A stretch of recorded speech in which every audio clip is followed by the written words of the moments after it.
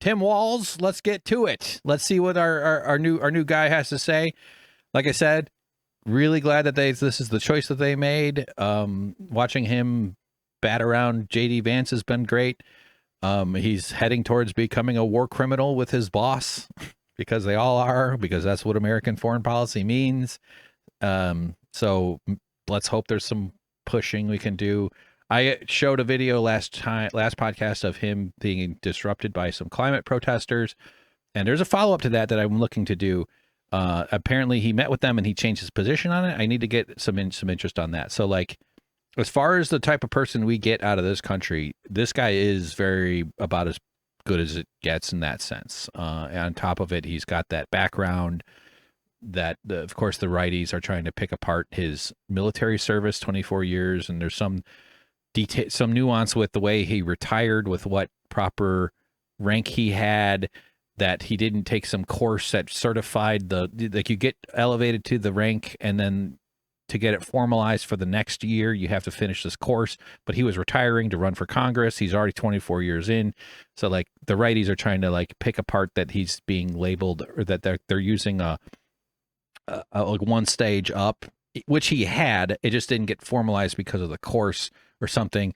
And so they're saying that he's, like, stealing valor and lying. It's not at all that. And I've seen him being defended by people from the military too, or within, with military bona fides as well. It's just such, if that's all they got, they don't got much. They really don't got anything there. But in America, if you join the military service thing, we eat that up here in this military hellhole society we have. We love our violence. We venerate our violent soldiers. So it's good for politics. It's good politics to have that background. And the high school football coach, the high school teacher, good guy, good family, nice kids. It seems like his son is neurodivergent, which I'm like, hoorah, let's do it, bro. Come on. I would cry too. I cried watching fucking Bernie Sanders and his brother crying, right? I wish those guys would. Okay, let me just keep going. And yeah, your kid's freedom to go to school without worrying about being shot dead in the hall. I love it. I love it. Bold. Yeah. Look. Yeah. I know guns. I'm not taking away people who have that rage and feelings about the gun situation, but because I was saying it earlier. But, like, we're not a country that cares enough to stop it. Otherwise, we would have stopped it. And a lot of us want to. And and so how do you stop it? Like, I'm not going to sit here and act like I have the answer, but you got to go up the chain of power and chop away at the ability for the NRA and for the manufacturers and the gun, to influence politics. Like, there's other levers that need to be severed that would eventually lead to it going down and stopping it, hopefully, I think. But if you do that, you're attacking the whole power system. So they're not going to doing it through itty bitty little legislative victories here and there, banning bump stocks, which they then the Supreme Court just made legal again, banning assault weapons, which hasn't been, like, that expired decades ago, and maybe nitpicking about magazine size. And this upsets a lot of people because they associate their right to prepare for violence. That's how they feel safe. I think one of the major avenues for arresting, I mean that term in, like, slowing and stopping, the gun violence epidemic is persuading, instead of, because when you say we're going to take away your guns, people hear that and they think you're going to make me more you're going to make my life worse. I'm going to be in danger. My security, the emotional feeling I get from having the ability to commit violence to defend myself, is now going to be, you're making me more vulnerable and scared. So I'm going to say no to that. How dare you? I have a weapon. Guns are very powerful things. I've done a lot of shooting. I used to go skeet shooting with my dad. I've fired guns. I've shot geese, BB guns and stuff too, but also, like, shotguns. And, like, my dad gave me a shotgun for Christmas when I was 13 years old.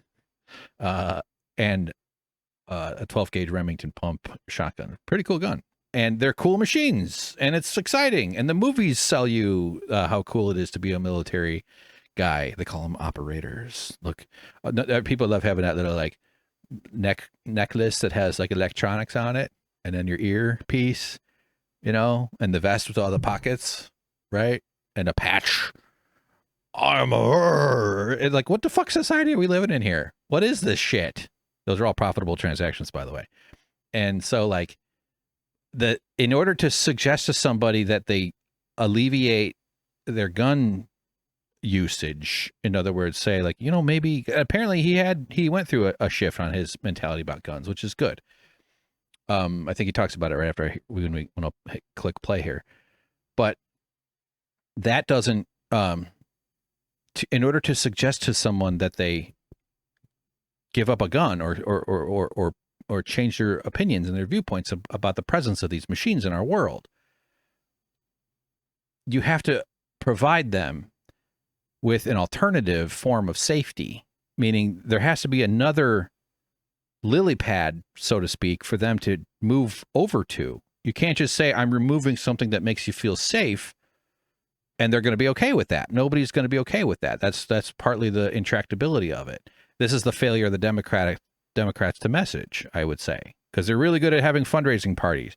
They're really good at making rich people comfortable. They're really good at having their fucking social media influencer parties and their celebrity liaisons and their surrogates. They're really good at all that shit in their media apparatus, but they don't have a story, especially under Biden. At least now with Harris, they've got at least some semblance of it. I mean, it's all kind of, bullshit, but like under Biden and in the last many years, decades or so, the James Carville epoch of American politics, the version you got from from the Democratic Party was America's already great.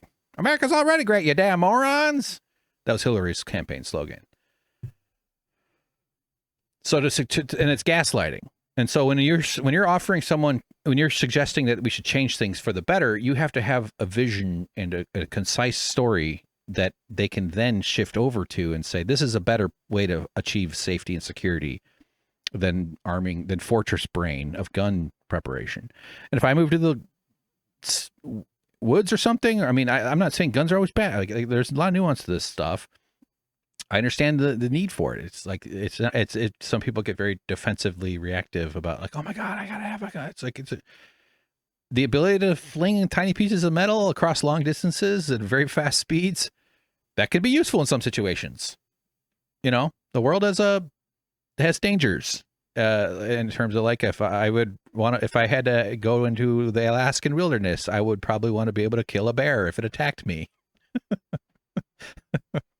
Which a gun can be.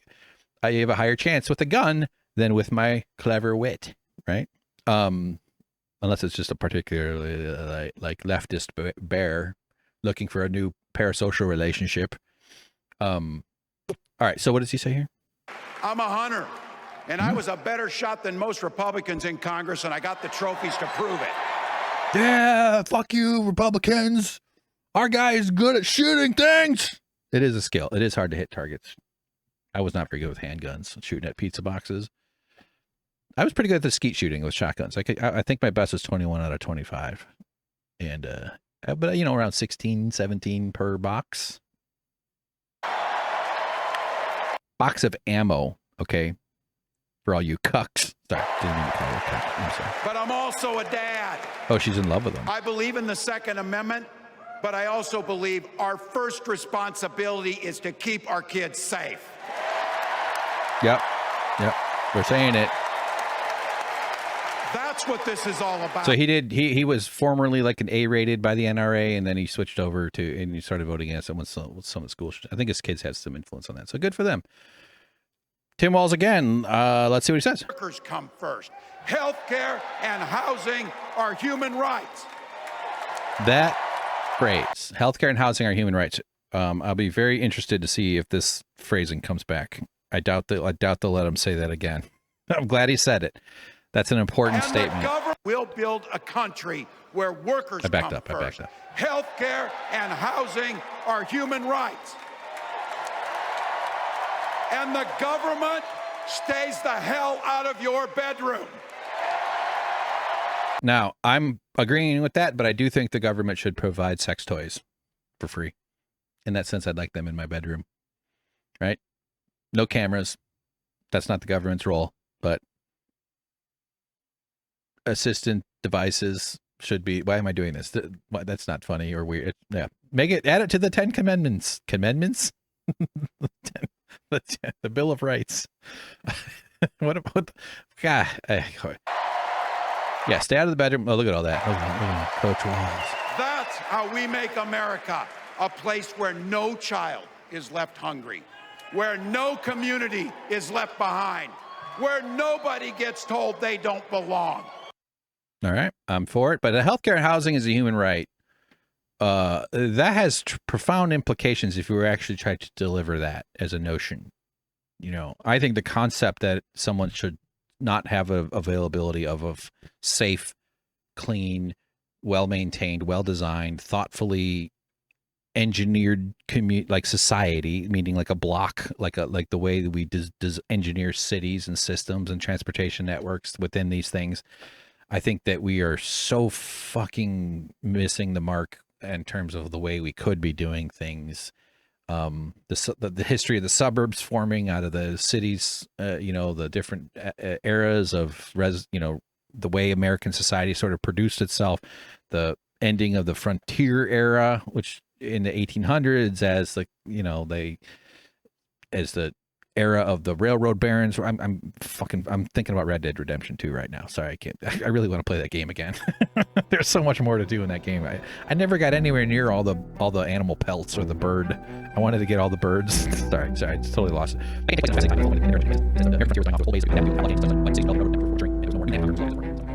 I think Red Dead Redemption 2 is like a masterpiece. Jesus Christ, Hank. Point is, housing is something that you can't necessarily just easily flip, but clearly we're not doing it well here. No one should ever pay for it.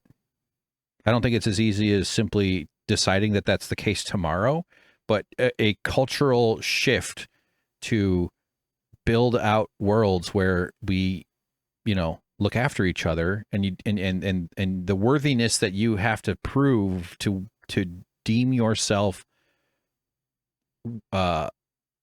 someone who should be indoors and sleep indoors safe is that you exist, is that you're alive. That's it. There's nothing else to me. Shouldn't be a job, shouldn't be how much money you have.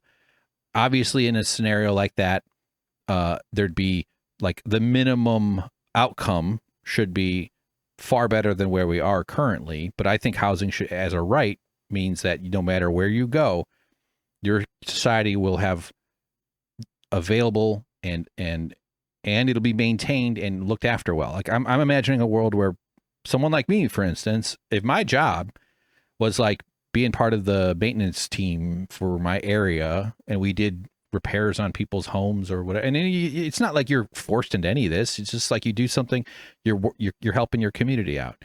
You're taking care of people, especially the way we treat disabled people who can't, who struggle to, who need extra help, who need their society to stand up and show up for them. We abandon disabled people. If they're lucky enough to have an indoors place to live, they're still trapped in so many ways. Their world, their freedom, if you were to map your freedom compared to theirs, it's a much smaller map for them, and it's terrifying, and it's wrong, and it is an immoral abomination here in this world. I've gotten my own education recently about my own ableism and my own disableism that I'm dealing with in both my wrists and like coming to terms with being autistic. Yeah. So one more time. Healthcare and housing are human rights. Yeah. Let's see. Let's get it there. Those are complex things to deliver properly. So we're not doing. Oops, I closed the tab. Oh my God.